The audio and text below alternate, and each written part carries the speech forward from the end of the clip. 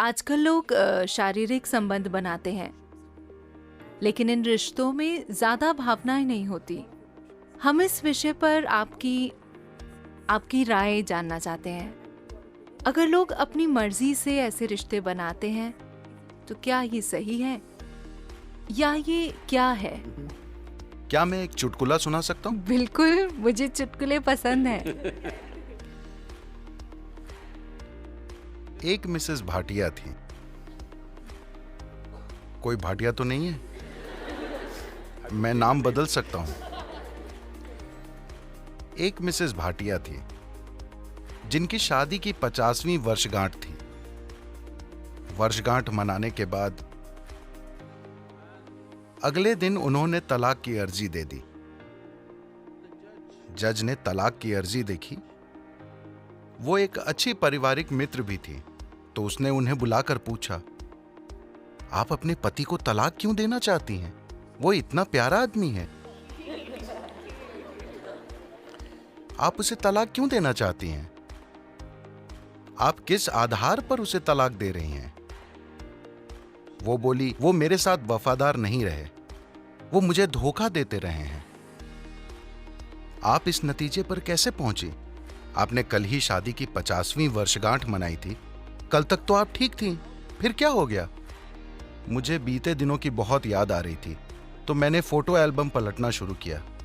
फिर मैंने देखा कि मेरे 5 बच्चों में कोई भी उनके जैसा नहीं दिखता।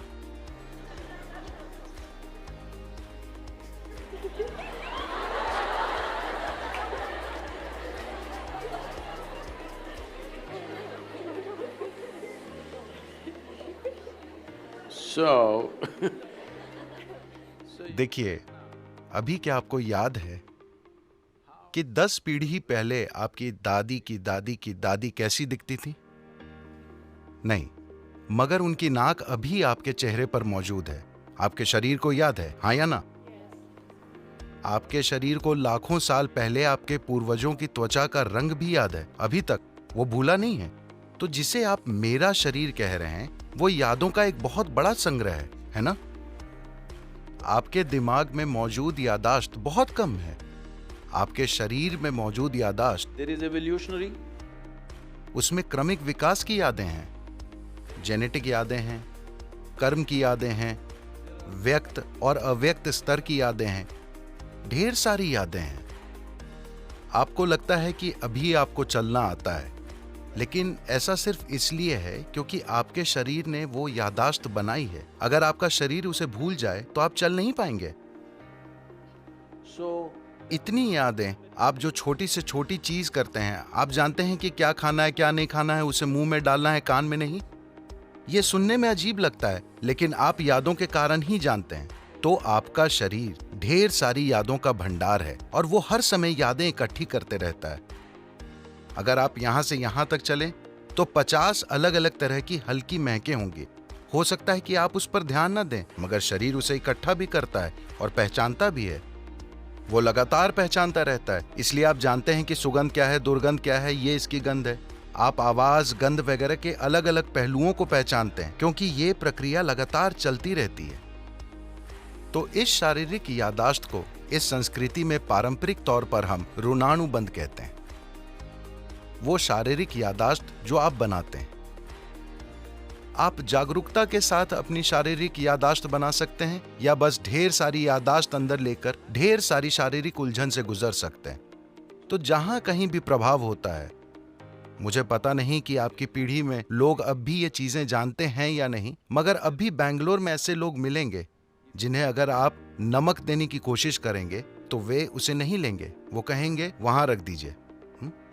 अगर आप उन्हें तिल देने की कोशिश करें तो वो कहेंगे उसे वहां रख दीजिए, क्योंकि उन्होंने कई पदार्थों की पहचान कर ली है जो आसानी से आपकी यादाश्त को लेकर मुझ तक पहुंचा सकते हैं। अगर मैं वो चीज ले लूं, मुझे वो यादाश्त नहीं चाहिए। यही वजह है कि आमतौर पर इस संस्कृति में एक दूसरे को छूना, हाथ मिलाना, ऐसी चीजों से परहेज किया जाता है। हम अपनी ही दोनों हथेलियां मिलाकर नमस्कार करते हैं, क्योंकि हम यादाश्त नहीं इकट्ठी करना चाहते। क्योंकि अगर मैं इसे बस छूता हूं तो ये इसे भी याद रखता है।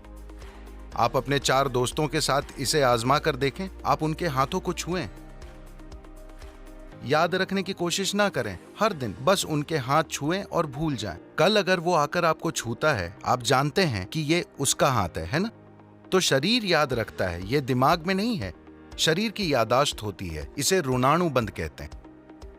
जब यौन संबंध बनते हैं या ऐसी कोई अंतरंगता होती है जिसमें विचार, भावनाएं और शरीर शामिल हों, तो आपके शरीर में जो यादाश्त रह जाती है वो बहुत बड़ी मात्रा में होती है। इसलिए कहा गया है कि आपको इसे जितना हो सके उतना सरल रखना चाहिए। कुछ दूसरे पहलू हैं जहां कुछ तांत्रिक प्रक्रियाओं में ऐसी चीजें होती हैं। वे सालों तक खुद को तैयार करते हैं ताकि शरीर से इतनी दूरी बना ली जाए कि शरीर कहीं से कोई यादाश्त न उठा पाए।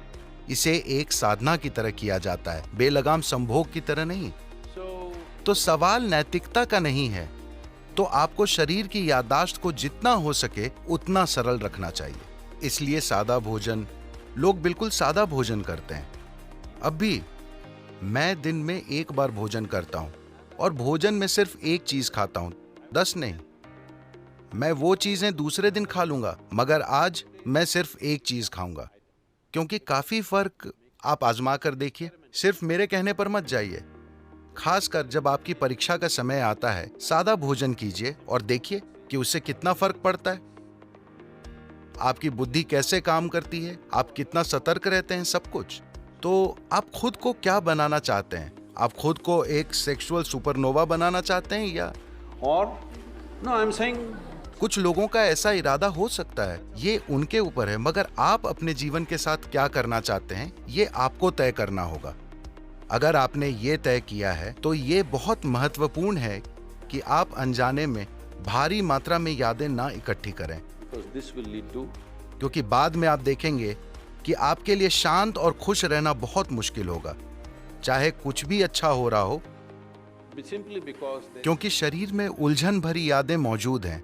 जब इसी प्रकृति का कुछ और आता है तो शरीर में उलझन भरी उथल पुथल होने लगती है। शायद आपके दिमाग में यह ना आए, just physically ये सिर्फ शारीरिक रूप से होता रहेगा।